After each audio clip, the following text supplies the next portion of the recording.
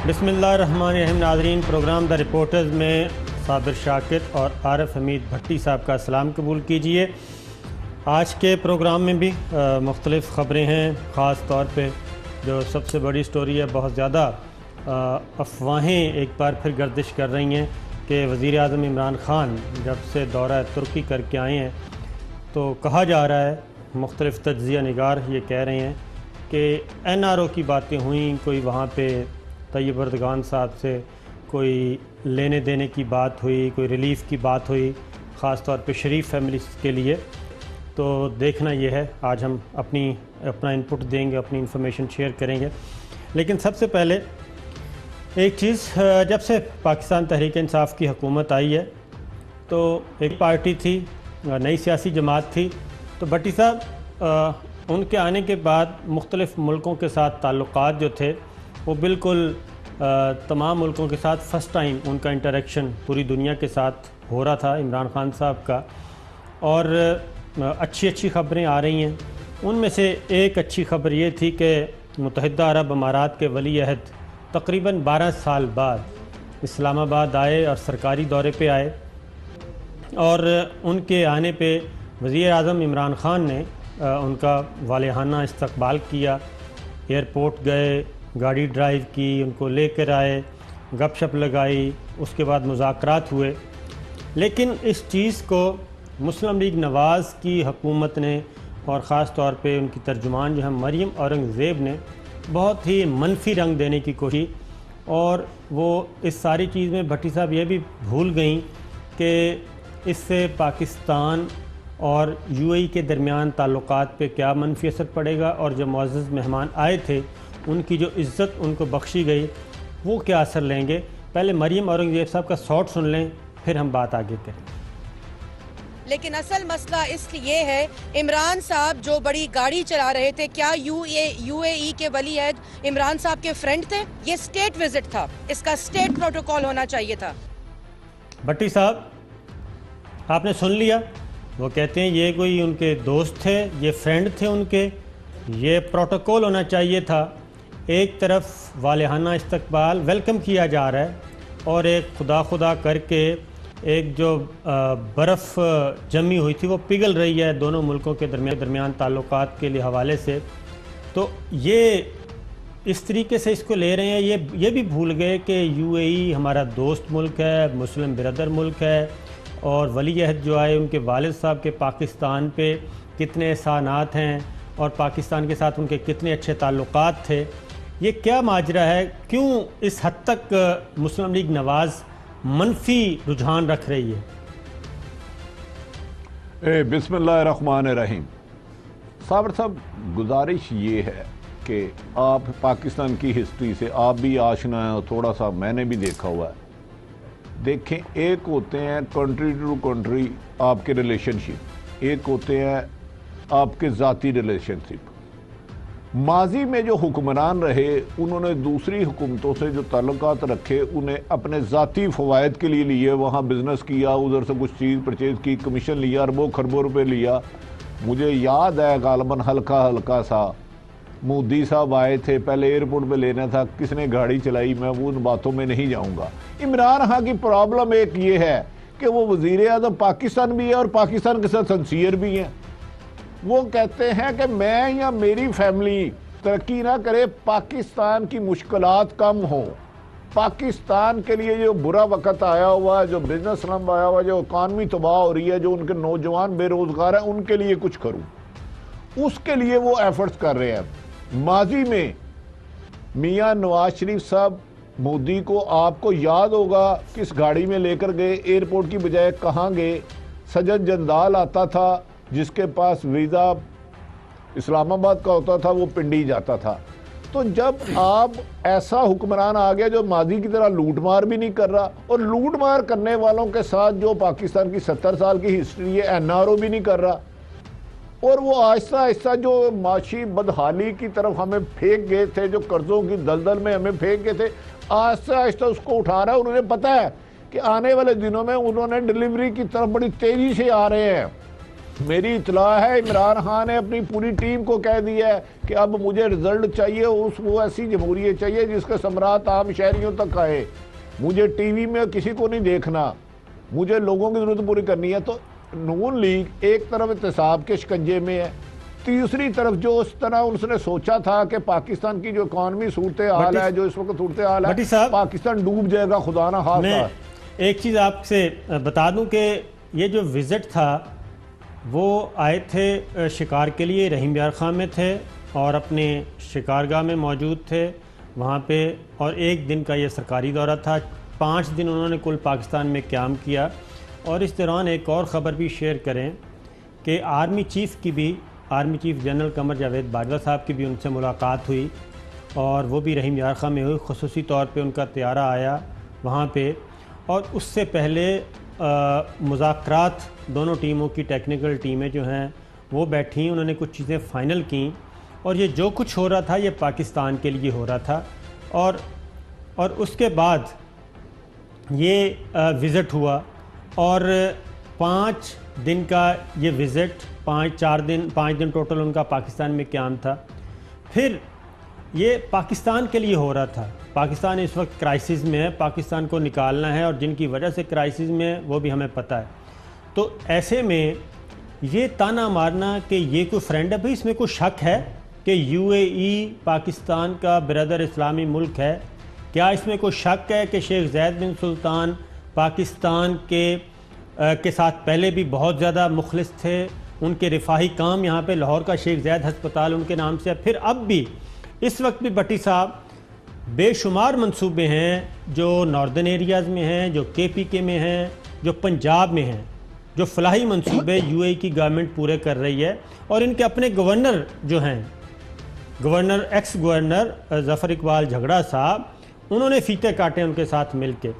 तो इस मौके पे ये कहना, ये बिल्कुल साबर साहब आप थोड़ी सी ग्राउंड रियलिटी देख नहीं रहे। आप मुस्लिम लीग नून के साथ ज्यादती कर रहे हैं। मुस्लिम लीग नून की हुकूमत में भी दीगर ममालिक के लोग आते थे, लेकिन वो उनसे अपने बिजनेस की बात करते थे, अपनी स्टील मिल को ऊपर ले जाने की कोशिश करते थे, भाई इकट्ठे बिजनेस होकर करने की करते थे। अब इमरान खान आपके इशू ये है ना कि जो क्राइसिस और दलदल में फेंके वो उससे निकालने के लिए इनको डील करे, उनकी गाड़ी चला रहे हैं। उनकी नहीं गाड़ी चला रहे, पाकिस्तान की गाड़ी चलाने के लिए उन्हें उनके साथ बैठना पड़ा है। तो सिचुएशन ये होती है कि डाकू जो गोली चलाता है वो डाकू होता है, लेकिन मुहाफिज जब गोली चलाता है तो वो कौम के लिए लड़ रहा होता है। तो जब कौम के लिए कोई लीडर लड़ेगा तो इन पॉलिटिशियनों को क्यों हजम होगा, मुझे बताएं। एक और क्या वो इसकी तारीफ करें कि जो माशियत की और गाड़ी को उन्होंने फंसाया हुआ था दलदल में, ये हाँ क्यों निकाल रहा चला के खुद? आपने जो कहा भट्टी साहब, 2 तस्वीरें हैं। एक यूएई के वली अहद आए, उनका इस्तकबाल किया, उनके मंसूबे हैं, फलाही मंसूबे हैं, यहाँ पे हस्पताल हैं, तालीमी इदारे हैं, सड़कें हैं बेशुमार। दूसरी जानिब आपने ज़िक्र किया मोदी का, भारतीय वज़ीर आज़म मोदी, ये उनसे इनके ज़ाती ताल्लुकात थे, कारोबारी ताल्लुकात सजन जंदाल से थे, लेकिन इसके बावजूद ये मोदी को पाकिस्तान नहीं ला सके। कश्मीर में जो जुल्म सितम हो रहा है मकबूजा कश्मीर में, वो कम नहीं करवा सके। लेकिन उन्होंने अपनी नवासी की शादी हुई तो उन्होंने जाती उम्रा में उनको बुलाया गया जनाब मोदी साहब को। क्या मोदी और यूएई के वली अहद के को एक तराजू में नापा जा सकता है, तोला जा सकता है? क्या यूएई को इंडिया के साथ तोला जा सकता है? आप कर दे, इसका फैसला साबर शाकर साहब आप करें और देखने वाली हमारी आवाम करे। एक तरफ मोदी किसी की पोती के शादी पे आता है और उसको जाती उम्रा की उस जगह लगाया जाता है जहां ख्याल हो गया इन दोनों की बातें बाहर ना जाए, और एक तरफ यूएई का बंदा आता है जो पाकिस्तान क्राइसिस में और अरबों रुपया दे के जाते हैं सपोर्ट के लिए, क्राइसिस से निकालने के लिए। तो पाकिस्तान के साथ मुखलस कौन हुआ? पाकिस्तान की आवाम के लिए जदोजहद कौन कर रहा है? एक पोती की शादी के लिए और उससे गुफ्तगू हो रही है, और एक यूएई के पाकिस्तान को सपोर्ट करने आ रहा है क्राइसिस से निकालने के लिए। अब मुझे बताएं दोनों में से लीडर आपकी नजर में कौन सा बेहतर है? सर मैं यही गुजारिश कर रहा हूँ भट्टी साहब कि सजन जंदाल आता है, वो मरी हाउस इनके ज़ाती रिहाइशगाह में जाते हैं, मोदी आते हैं, वो जाती उम्रा जाते हैं। मोदी ने पाकिस्तान को क्या दिया? कल भूषण यादेव दिया, दहशत गर्दी दी, बलूचिस्तान को डिस्टेबल किया, अल्ताफ़ हुसैन दिया, अल्ताफ़ हुसैन जैसा दहशत गर्द दिया, कराची में टारगेट किलिंग दी, ये भारत और मोदी के तोहफे हैं पाकिस्तान के लिए।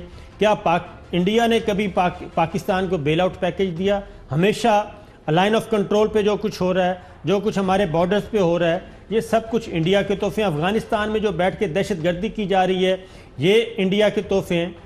उस मोदी के साथ, उस इंडिया के साथ मरियम औरंगजेब साहबा ये भूल गई कि उस मोदी को तो आपने सीने से लगाया, जाती उम्रा में बुलाया, संजय जंदाल को मरी हाउस अपने ज़ाती रिहाइशगाह में बुलाया, लेकिन एक प्राइम मिनिस्टर ऑफ पाकिस्तान अपने दोस्त मुल्क को लेके आते हैं। साबर साहब 2 मिनट ठहर जाएं। इमरान खान यूएई के सरबराह को 1 सेकंड बनी गाला अपने जाती बिजनेस के लिए नहीं लेकर गए, थोड़ा सा नोट करें। आप मुझे बता दें, एक तरफ मोदी साहब खड़े हैं, दूसरी तरफ यूएई के सरबराह खड़े हैं, आप किसकी रिस्पेक्ट करेंगे? लाहौल वाला कुव्वता, ये को कंपैरिजन है भट्टी साहब, ये तो इनसे तो बस फिर इनकी सोच पे मातम करें। महामारी बहन मरियम औरंगजेब पर ये तो इतराज है, वो गाड़ी चला के गए। गाड़ी नहीं चला के गए, जिस गाड़ी की माशियत को दलदल में आपने फंसाया इमरान खान, उसको चलाने की कोशिश कर रहे हैं। आप तो मिनिस्टर बने, आप पर अंडे वाड़ी जाए, तो इस मुल्क का गरीब बच्चा अंडा खाने के भी काबिल ना हो, तो मोहतरमा पाकिस्तान का इंटरेस्ट पहले देखे। अगर चीफ ऑफ आर्मी स्टाफ गए हैं तो मेरा चैलेंज है, वो ये नहीं गए कि मेरे बच्चे के लिए ये कर दो, मुझे अरबों खरबों दे दो, मेरा यूएई में बिजनेस है। पाकिस्तान के लिए गए थे, और आपको पता है वो 2-3 बातें जो बातें करके आए हैं, इनमें सिर्फ पाकिस्तान था, उसमें चीफ ऑफ आर्मी स्टाफ नहीं था। इमरान खान की गुफ्तगू में मैं आपको बस कुछ बातें बताना नहीं चाह रहा, पर इमरान खान नहीं था, जो बात हुई पाकिस्तान से रिलेटेड हुई। बिल्कुल सही अब बात ये डिफरेंस है, उधर बिजनेस से रिलेटेड गुफ्तगू होती है, इधर आवाम से रिलेटेड उसकी रीजन, फैसला आप करें। आखिरी में रीजन बता देता हूँ, ये क्यों यूएई पे तपे हुए हैं मुस्लिम लीग नवाज मरियम औरंगजेब साहिबा। ये इसलिए तपे हुए हैं कि इस वक्त यूएई और पाकिस्तान के दरमियान जो सबसे अहम चीज़ चल रही है वो है मनी लॉन्ड्रिंग की रोकथाम के लिए। और जो यूएई में पाकिस्तानियों की प्रॉपर्टीज़ हैं, और आपको पता है कि किसकी सबसे ज़्यादा प्रॉपर्टीज़ हैं, इनके समधी की हैं, उन प्रॉपर्टीज़ के बारे में, उन बैंक अकाउंट्स के बारे में पाकिस्तान और यूएई के दरमियान बातचीत चल रही है कि जनाब हम कोऑपरेट करेंगे, और अगर पाकिस्तान ये साबित करे कि ये मनी लॉन्ड्रिंग के पैसे हैं, ये मनी लॉन्ड्रिंग से बनाई गई जायदादें हैं, वो सीज़ भी हो सकती हैं, वो फ्रीज़ भी हो सकती हैं। बातचीत ये चल रही है, इसलिए इन्होंने पाकिस्तान पीटीआई के साथ तो ठीक है, उनकी अपोजिशन है मुस्लिम लीग नवाज़ की, इन्होंने साथ साथ यूएई की गवर्नमेंट को भी रगड़ा दे दिया है, क्योंकि यूएई की गवर्नमेंट ने भट्टी साहब वो कैपिटल FZD के सारे दस्तावेज़ात पाकिस्तान को दिए थे, जिसकी बुनियाद पे 62(1) के तहत नाअहल हुए। अब अगली स्टोरी है भट्टी साहब, एक वो है जो मेन बातचीत चल रही है कि वज़ीर आज़म इमरान खान रुकी गए, और उसके बाद ये क्या सराइयाँ इस्लामाबाद में कॉन्स्पिरेसीज़ ये चल रही हैं कि एक बार फिर कोई ना कोई बातचीत चल रही है नवाज शरीफ साहब के लिए, शहबाज शरीफ साहब के लिए, और कोई नरम गोशा रखा जाए। तैयब अर्दगान ने बात की है, तुर्की के सदर ने इमरान खान साहब से, इस पे तजिया निगार बातें कर रहे हैं। तो मैं आपसे पूछूंगा कि क्या इस बात की पॉसिबिलिटी है कि इस तरह की कोई बात की जाए, फिर मैं अपनी इंफॉर्मेशन शेयर करूं? देखें, ये पॉसिबिलिटी हो सकती है, लेकिन मेरी इन्फॉर्मेशन है खान साहब ने ये कहा है कि ना मुकदमात मैंने बनाए, ना मैं करप्शन पर कंप्रोमाइज़ करूंगा, ना मैं करप्शन की रुकावट में आऊँगा, ना किसी के ख़िलाफ़ इंतकामी कार्रवाई करूँगा। देखिए NRO की वो तो कोशिश कर रहे हैं, वो करते रहेंगे, लेकिन मेरी अपनी राय है कि इमरान खान साहब ने जो भी अहम सेक्टर हैं, अहम मैटर लोग करते हैं, उन्हें कह दिया जी ना मेरी हुकूमत में ये केस बने, ना मैं किसी के साथ NRO होने दूंगा, ना मैं करूंगा। अदालतें जो फैसला करेंगी सरे हम करेंगे, उसको तस्लीम करेंगे। बाकी इनसाइड स्टोरी आप बता दें, मुझे जितना पता है मैंने आपको वो अर्ज कर दिया। आपकी बात सही है। अच्छा, मेरे पास भी जो इधर उधर से कोशिश की मालूम करने की, ये तस्करा ज़रूर हुआ है, और वो इस तरह से उसकी शहादत भी मिलती है। आपको पता है तुर्की ख़ास तौर पर तैयब अर्दगान एक तवील अरसे से वहाँ पे हुकूमत में है। तैयब अर्दगान और तुर्की, सऊदी अरब, ये इनकी ख्वाहिश होती है कि पाकिस्तान सियासी तौर पे मुस्तहकम रहे, पाकिस्तान डिस्टेबल ना हो, और पाकिस्तान में अनरेस्ट ना हो। और जब नवाज़ शरीफ साहब ने इक़्तिदार संभाला था भट्टी साहब, तो ये चीज़ मौजूद है रिकॉर्ड पे कि तैयब अर्दगान साहब ने जब वज़ीर आज़म ने दौरा किया तुर्की का, उस वक्त उस विज़िट में इत्तेफाक से मैं भी शामिल था बतौर जर्नलिस्ट, कुछ और जर्नलिस्ट भी थे।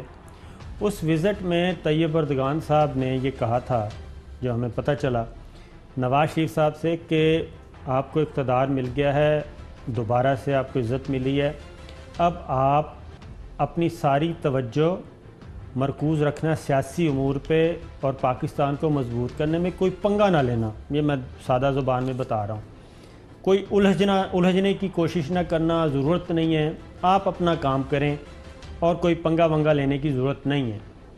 लेकिन आपको पता है कि उसके बाद नवाज़ शरीफ साहब ने तैयब अर्दगान साहब की बात पे अमल नहीं किया शायद, और उसके बाद जो हुआ वो हमारे सामने है। अब भी तुर्की ये चाहता है कि पाकिस्तान में ये सियासी टर्माइल ना हो। तो मेरी इत्तला ये है कि बात तो हुई है, लेकिन उसके जवाब में खान साहब ने क्या कहा, उनका हमें उन्हीं का शॉर्ट सुनवाते हैं। उसके बाद उन्होंने टर्किश टीवी से गुफ्तगू की, इंटरव्यू दिया। उसमें जो सवाल हुआ जरदारी साहब का और नवाज शरीफ साहब के बारे में जो आप कह रहे हैं, वो ज़रा सुन लें हिस्सा, उसके बाद हम बात करेंगे। All the corruption cases against Nawaz Sharif and against Asif Zardari, all of them started before my party came into power. None of the cases were initiated by us. So this is the first time, and that's the major change that has taken place in Pakistan. Those people who came into power, made billions, are now suddenly, the rule of law has got to them. The state institutions are now taking action against them. भट्टी साहब, ये इमरान खान साहब prime minister ने अपना एक mind दिया है और उनका ये मौक़िफ़ है। जो आप बात कर रहे हैं, अगर आपकी इन्फॉर्मेशन को और इंटरव्यू के इस हिस्से को मिला के देखें तो मेरा ख़्याल भी यही है कि खान साहब ने भी यही कहा है कि वो एक पैरेलल सिस्टम है, वो चल रहा है और उसमें हमारा कोई अमल दखल उस तरह से है नहीं। जुडिशल सिस्टम है, उसमें अगर वो अपने आप को बेगुनाह साबित कर लेते हैं तो कर लें, और नहीं कर पाते तो उसमें हमारा कोई ऐसा रोल है नहीं। तो मुझे भी लगता है कि शायद वो चीज़ उस तरह से दबाव नहीं डाला गया, लेकिन तस्करा ज़रूर हुआ है। देखें साबर साहब, मैंने ये इंटरव्यू नहीं था सुना उनका। मैं क्योंकि खान साहब को बहुत पुराना जानता हूँ, 25-30 साल से, और मैं उनके करीब जो लोग हैं मेरी उनसे भी शनासाई है। अब तो खैर वो वज़ीर आज़म हो गए, बड़े आदमी है, मेरा और उनमें बहुत फासला है। ये मैंने इन्फॉर्मेशन बेस के बताया और मैं आपको ये बात कह रहा हूँ। एक आधी गुफ्तगू में उन्होंने यहाँ तक कहा था कि मुझे हुकूमत छोड़नी पड़ी तो छोड़ दूंगा, लेकिन मैं पाकिस्तान की नई नस्ल के लिए करप्शन ज़दा पाकिस्तान नहीं छोड़ूंगा, इस पे कंप्रोमाइज़ नहीं करूंगा। ये उनका बड़ा पुराना माइंडसेट है और मेरी इतला है ये बात उन्होंने 3-4 लोगों को कही है। जिसने भी तज़किरा करने की कोशिश की है ना कि जी सर सियासी इस्तेकाम आ जाएगा, जमहूरियत ख़तरे में है, तो उन्होंने कहा जमहूरियत इतनी कमज़ोर नहीं कि जो करप्शन के बाले अगर निकालें तो वो गिर जाएंगे। मैंने तो आपको इन्फॉर्मेशन दी है, आपने इंटरव्यू दिखा के मेरा ख्याल कमो बेशतर वही खान साहब की राय है। तो अब आप बता दें कि ये NRO की आस लेने वाले, पैसे तो इनको देने पड़ेंगे, उसकी शक्ल कुछ भी हो सकती है, किसी दूसरे मुल्क से ले, कहीं इधर दे, कोई प्री बार्गेनिंग ना करे, लेकिन पैसे देने पे तो राज़ी हो गए हैं आपके पुराने लीडर कुछ। अब ये भी बात आप मान जाए। देखें, जो बातचीत है वो यही है भट्टी साहब, क्योंकि एक ये भी है कि इमरान खान साहब ने हो सकता है यही बात की हो कि उन्होंने तो कोई मुकदमे जो ऐसे इंटरव्यू में कह रहे हैं वहाँ भी यही बात की होगी कि इनके ख़िलाफ़ जो मुकदमे जितने भी हैं वो तो रियासती इदारों के हैं, रियासत के हैं और इनकी अपनी हुकूमतों के हैं, उसमें उनका रोल नहीं है। लेकिन एक बात मैं बता दूं कि ये जितने भी जतन कर लें भट्टी साहब, पैसे इनको इस दफ़ा देने पड़ेंगे। जेल और पैसे, इन दोनों में से किसी एक चीज़ का इंतखाब कर लें। अगर ये जेल में रहना चाहते हैं तो फाबिहा उनकी अपनी मर्ज़ी है, और अगर ये पैसे दे के निकलना चाहते हैं तो ये इनके पास ऑप्शन है। उसकी रीज़न ये है कि आज एक ख़बर चली, मैं आपसे ही पूछ लेता हूँ, आप बाखबर हैं, आपके शहर से चली है, ख़बर चलवाई गई है मेरा ख़्याल है कि नवाज़ शरीफ साहब की हालत जो है वो ख़राब हो गई है, तबीयत बिगड़ गई है और उनको सख्त बुखार हो गया है और उनको मुलाकात की इजाज़त नहीं दी जा रही, उनके मर्ज को मिलने की इजाज़त नहीं दी जा रही, तो क्या आप इसकी तस्दीक करेंगे?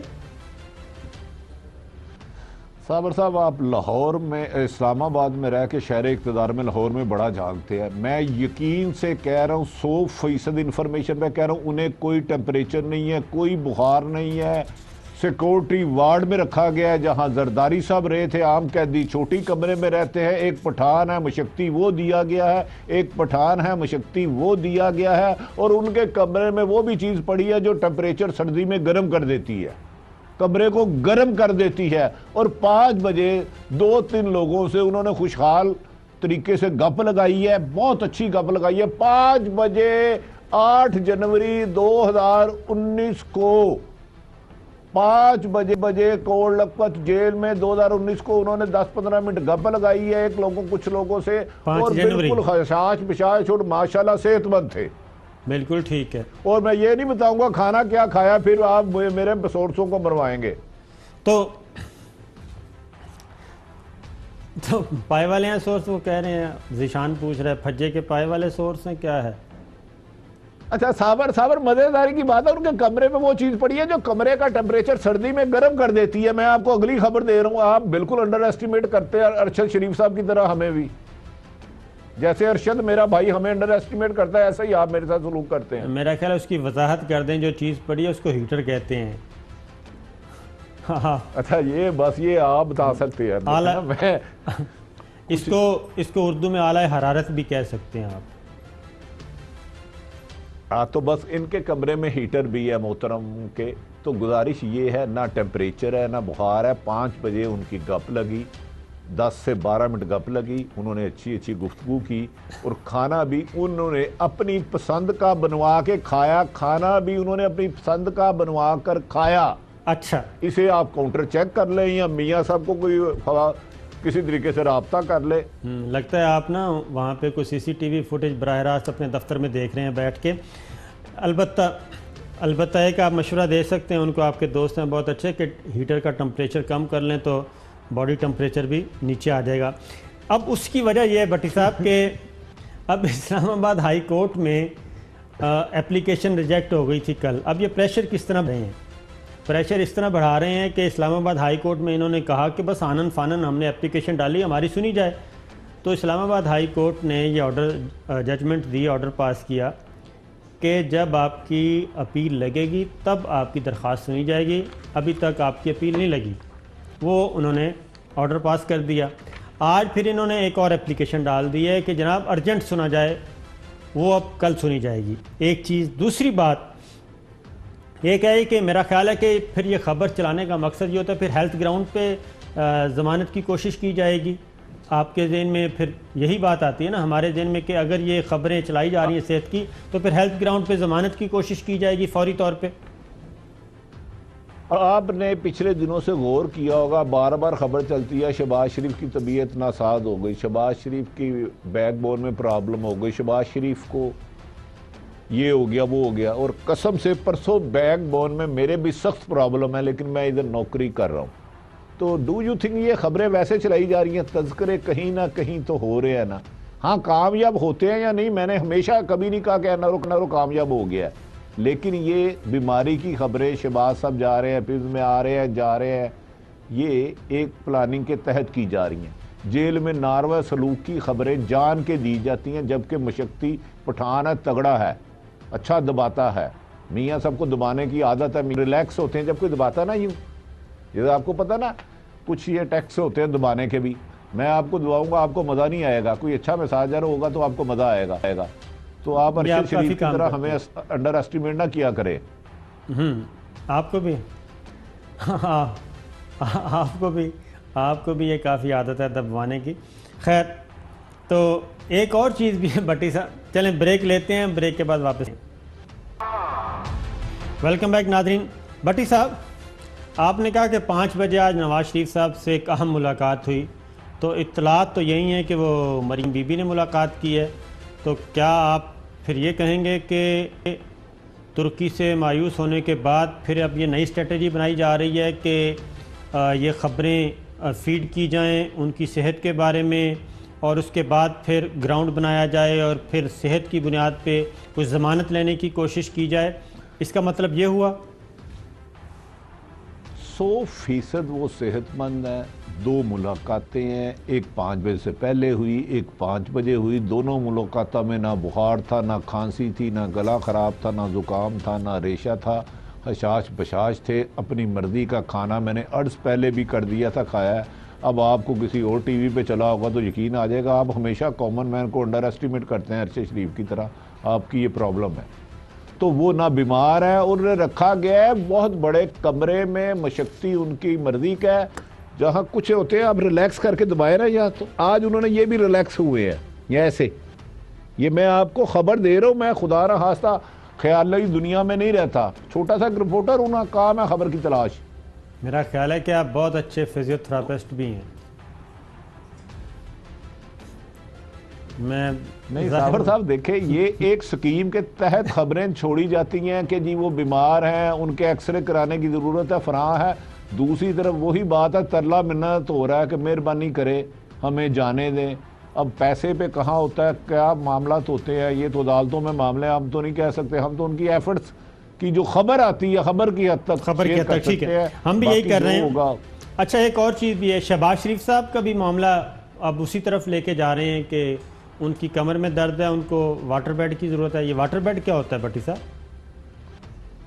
यार कमर की दर्द मुझे 98 में शटिका शुरू हुई, अब कभी कभार होती है, कल रात से है। हम तो फ़कीर आदमी दुरूशरी पढ़ के चलते फिरते रहते हैं। अब ये सारा बहाना है, दर्द, सख्तियाँ, जेल में सहूलतें नहीं, बहाना है। बाहर जाना मकसद है असल, बाहर जाना मकसद है असल। आपको ऐसी खबरें और तेज़ी से मिलेंगी कि अचानक फलां अहम तरीन शख्सियत की तबीयत ख़राब हो गई, डॉक्टर को एमरजेंसी बनाना पड़ा। ये खबरें आप आने वाले दिनों में देखेंगे या सुनेंगे, तो ये सारी एक प्लानिंग का हिस्सा है। तो इसका मतलब है कि जैसे वो पनामा के दौरान इस तरह की खबरें दी जाती थी, अब फिर वो माहौल आ गया, क्योंकि शहबाज शरीफ साहब भी गिरफ़्तार हैं, नवाज शरीफ साहब को सज़ा हो चुकी है। तो अब यही है गया कि पहले ज़रा दरख्वास्त ज़मानत जो होगी वो हेल्थ ग्राउंड पे। एक चीज़ दूसरी, एक और बात भी आज चली, आपके ही शहर से चली भट्टी साहब, सलमान शहबाज और शहबाज, इनके ख़िलाफ़ भी रेफरेंस तैयार हो गए हैं और वो किसी वक्त भी अगर EBM और चेयरमैन नैब जो हैं वो अप्रूव करें तो वो फाइल कर दिए जाएंगे। तो इसका तो मतलब है कि मामला उस तरफ नहीं जा रहे जो कॉन्स्पिरेसीज़ आ रही हैं कि जनाब कोई NRO होने जा रहा है। फिर तो इमरान खान साहब की बात सही मालूम होती है कि एहतसाब का प्रोसेस है, वो चल रहा है, पाकिस्तान में रूल ऑफ लॉ है, ये मुकदमात जो कानून है वो अपने रास्ता मुतय्यन करेंगे। तो फिर तो वो चीज़ नहीं आ रही, वरना तो तुर्की से वापस आने के बाद ये इस पे ब्रेक लगनी चाहिए थी। अगर इस सारी चीज़ों में इस हद तक सदाकत कह लें कि पॉजिटिव तो चीज़ नहीं है। देखिए ना, ये 99 है, ना 2001 है, ना 2008 है या 7 है। अब अगर कोई तरीके से होगी, पैसे देने पड़ेंगे। NRO की कोशिश मैं कल भी अर्ज कर रहा था, आज भी करो, कोशिश हो रही है। देखिए एक आदमी होता है, उसको एक थप्पड़ दूसरा आदमी आपकी तरह ताकतवर जोर से मारता है, कहता ले इब के मार, वो फिर दूसरा मारता है, कहता ले फिर इब के मार, वो फिर तीसरा मारता है, वो तीसरा खाने के बाद चुप हो जाता है, कहता है अब नहीं तूने पूछा थप्पड़ क्यों नहीं मारा, कहता तूने फिर मारना था। तो लिहाजा देखिए वो तो कोशिश कर रहे हैं। अब आगे जो पुरानी ग्राउंड्स है उन्हें वो अंपायर नहीं मिल रहे जो माजी में नॉट आउट को आउट और आउट को नॉट आउट कर देते थे। अब लिहाजा ये मेरा ख्याल था हेल्थ इशू को ज़्यादा उछालेंगे, उसके दौरान गैर मुल्की दोस्त भी इनके कोई मेहरबानियाँ करेंगे, कुछ ही हमदर्दियाँ रखने वाले एफर्ट्स करेंगे। लेकिन आने वाले दिनों में 2 बड़े लीडरों की सेहत मज़ीद ख़राब होगी, उसकी खबरें आएगी, तो हो सकता है कराची से भी किसी की अचानक खबर आए कि उन्हें डॉक्टर ने कुछ दिनों के लिए बेड रेस्ट कर दिया है कि वो कहीं मूव नहीं कर सकते। तो मैं तो आपको खबर शेयर कर सकता हूँ, बाकी आप वेल इन्फॉर्म्ड हैं। उनको मेरा ख्याल है कि फौरी तौर पे तो भट्टी साहब अगर कमर में दर्द है तो फिर उनको पब्लिक अकाउंट्स कमेटी और कौमी असम्बली के इजलास अटेंड नहीं करने चाहिए, फौरी तौर पे बेड रेस्ट करना चाहिए। मेरा ख्याल है कि ये होना चाहिए, क्योंकि आप कौमी असम्बली के इजलास में आएंगे तो फिर आपको बैठना पड़ेगा ना सेशन में, और अगर पब्लिक अकाउंट्स कमेटी के इजलास में आएंगे तो वहाँ भी बैठना पड़ेगा। तो इन चीज़ों से मेरा ख्याल है एहतियात करनी चाहिए। नहीं, एहतियात नहीं करनी चाहिए। देखें, जब वो उनके भाई लंदन से पाकिस्तान आए, जब उनको सजा हुई तो वो 7 घंटे गारबन अबू धाबी फ्लाइट रही और ये मुस्लिम मस्जिद से वहाँ नहीं पहुंचे। एक और चीज़ है भट्टी साहब, पब्लिक कमेटियों की चीज़ें दे देनी चाहिए, फेवर छोटी कोई बात नहीं है। आज सुप्रीम कोर्ट में भट्टी साहब मुख्तलिफ नौइयत के मुकदमा, लेकिन उनमें कदर मुश्तरक ये थी कि हकूमती इदारे जो हैं वो रिस्पॉन्ड नहीं कर रहे, वो प्रोएक्टिव रोल अदा नहीं कर रहे, एग्रेसिव नहीं है। आज इसहाक डार की वतन वापसी के मामला, वो केस था सुप्रीम कोर्ट में, तो उसमें चीफ जस्टिस ऑफ पाकिस्तान ने ये रिमार्क्स दिए कि अभी तक इसहाक डार को वापस नहीं लाया जा सका। इसहाक डार की वापसी के लिए एक्स्ट्राडिशन अमल शुरू हो चुका है, ये वकील नैब ने कहा, लेकिन जस्टिस एजाजुल एहसन साहब ने कहा कि बज़ाहिर लगता है ख़त व किताबत हो रही है, लेकिन अमली इक़दाम जो हैं वो कुछ नहीं हो रहा। तो ये चीज़ें भट्टी साहब, इसहाक डार साहब की अगर वतन वापसी है तो फिर तो उस पर एक्टिव रोल अदा करना चाहिए। दफ्तर खारजा ने बरतानवी सेंट्रल अथॉरिटी को ख़त लिख दिया, इनका जवाब अभी आना है। नुमाइंदा वजारत खारजा ने यह मौका इख्तियार किया। साबर साहब, इसमें मैं एक इनसाइड खबर नहीं दूंगा, उसको सेंसर कर रहा हूँ खुद, लेकिन ये बात आपका अगर रब्ता इमरान खान साहब से है, वज़ीर आज़म साहब से, मैं तो इमरान खान भी नहीं अब कहना चाहता, वज़ीर आज़म वो बड़े आदमी है, चेयरमैन FPR उन्होंने लगाया, मैंने और आपने तो नहीं लगाया, सेक्रेटरी इस्टेब्लिशमेंट उन्होंने लगाया। कुछ चीज़ों पर उनको नज़रसानी करनी पड़ेगी, वरना 6 महीने गुजर गए हैं, डिलीवरी नहीं हो रही, उन्हें नज़रसानी करनी पड़ेगी। अगर नहीं करते तो आप देखें ना, यही कहते थे कि रोज़ाना FBR से 10 से 12 अरब रुपया करप्शन की जद में जा रहा है, तो लगा किसको दिया, उसके लगा किसको दिया अपना उसका सरबराह। तो ये खान साहब को नज़रसानी ये करनी होंगी। अदालत ने जिन खदशात का इजहार किया है, खान साहब के लिए 5 बंदे इमरान खान और चाहिए जो इमरान खान से सिर्फ 10% नेक नीयतों के। एक तो नैब के बारे में चीफ जस्टिस पाकिस्तान के रिमार्क्स थे कि नैब अभी तक नहीं ला सका। दूसरा, एक और चीफ जस्टिस हैं, वजारत खारजा के नुमाइंदे थे उधर, उनसे भी इस्तफसार किया कि उन्होंने कहा मुझे नहीं लगता इस मामले पर दफ्तर खारजा ने कोई किरदार अदा किया है। तो एक चीज़ तो ये जिससे नफ़ी में जवाब मिलता है। एक और था, एक है 56 अरब रुपये के कर्ज़े माफ़ करवाए गए थे, वो केस भी 54 अरब रुपए के, तो वो भी हमारे सामने आया सुप्रीम कोर्ट के सामने। तो उसमें बताया गया कि 222 में से 39 ने रज़ाकाराना रकम वापसी का ऑप्शन लिया। जिन लोगों ने पैसे दे दिए इनकी हद तक मुकदमा ख़त्म कर देते हैं। चीफ जस्टिस पाकिस्तान, बैंकों का कहना था कि रकम वाजिबुल अदा नहीं। अब ये भी देखें कि बड़ों के कर्ज़े माफ़ कर दिए जाते हैं और उसके बाद जब सुप्रीम कोर्ट भी कहती है कि ये आपने कैसे किए, तो वो बैंक कहते हैं कि जी नहीं, हमारे तो पैसे हैं ही नहीं। जिसका जवाब चीफ जस्टिस पाकिस्तान ने दिया कि ये पैसे फिर हम लेके उनसे वसूल करके डैम फंड में जमा करवा देते हैं। भट्टी साहब, सुप्रीम कोर्ट यहाँ तक जाना चाह रही है, आउट ऑफ द बॉक्स वो काम कर रही है और ये चाहती है कि जो कर्ज़े हैं वो वापस, जो गलत तरीके से माफ़ करवाए गए, 54 अरब रुपए की रकम मामूली नहीं होती। कुछ लोग तैयार भी हो गए, 39 जिन्होंने रज़ाकाराना वापसी का कहा। बाकियों को भी उस तरीके से काम नहीं किया जा रहा कि उनसे पैसे वापस लिए जाएं। ये एक दूसरी मिसाल थी। लेकिन ब्रेक के बाद मैं आपका इनपुट लूँ। ब्रेक के बाद वेलकम बैक नाज़रीन। भट्टी साहब, आज वफाकी मोहतसब सैयद ताहिर शहबाज साहब हैं, उन्होंने एक एनुअल रिपोर्ट जारी किया, लेकिन उनमें से एक पोर्शन है कसूर में बच्चों से ज़्यादती के वाक़यात की रिपोर्ट। वो बहुत ही, मैं कहता हूँ, दिल हिला देने वाला है। साल 2017 में पाकिस्तान में बच्चों से ज़्यादती के 4139 वाक़यात हुए। सबसे ज़्यादा वाक़यात पंजाब में हुए, 1089। गुज़श्ता 10 वर्षों के दौरान कसूर में बच्चों से ज़्यादती के 272 वाक़यात हुए भट्टी साहब। और उसके बाद असल जो चीज़ आती है वो यह कि तमाम बच्चे जो निशाना बने वो कम तालीम याफ्ता और गरीब लोग थे, गरीब घरानों से ताल्लुक़ रखते थे। और जो लोग इनको निशाना बनाने वाले थे वो सारे बाअसर ज़िम्मेदार, मुकामी ज़िम्मेदार और असर रसूख वाले लोग थे, जागीरदार थे, सियासतदान उन पे असरात रखते थे। फिर मुकामी जागीरदारों और सियासतदानों ने मुजरमों की पुश्त पनाही की। ज़्यादती का शिकार मरने वालों में से केस वापस लेने के लिए दबाव डाला गया।